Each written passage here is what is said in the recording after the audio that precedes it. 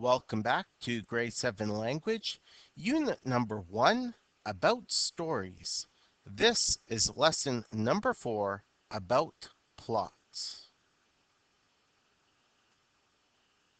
Plots are the series of events that make up the story. Plots, when they are straightforward, can be mapped out on charts like this.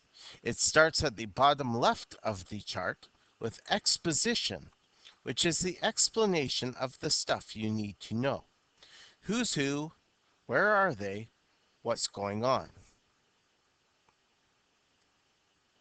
The rising action is when things start building up. We find out what the real problem of the story is, who the bad guys are, and get a hint of what the climax might be. The climax is the highest point of conflict, the most intense, exciting part of the story. After the climax, the story winds down and chills out. This is called the falling action. Things resolve, the resolution, the end. So, just to review, we can show the plot of most stories on a chart like this. And we can spend some time talking about this in our next class.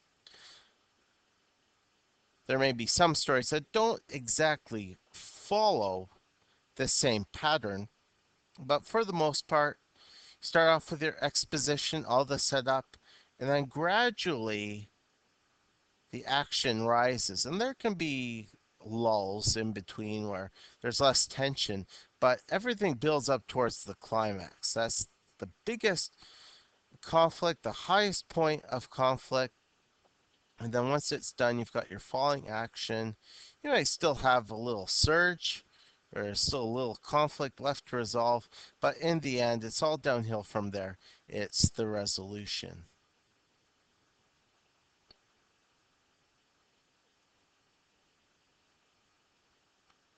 Plot keeps our attention by continually making us tense and then releasing the tension. The writers put their characters into tense situations and then solve the situations. This makes us feel good.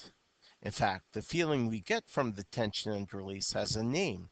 It's called catharsis. When a great movie's over and we feel sort of wiped out and happy as we leave the theater, we have experienced catharsis.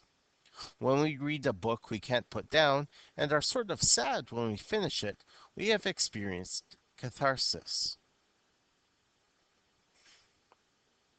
All right, so just in closing, here's a challenge for you to try at home.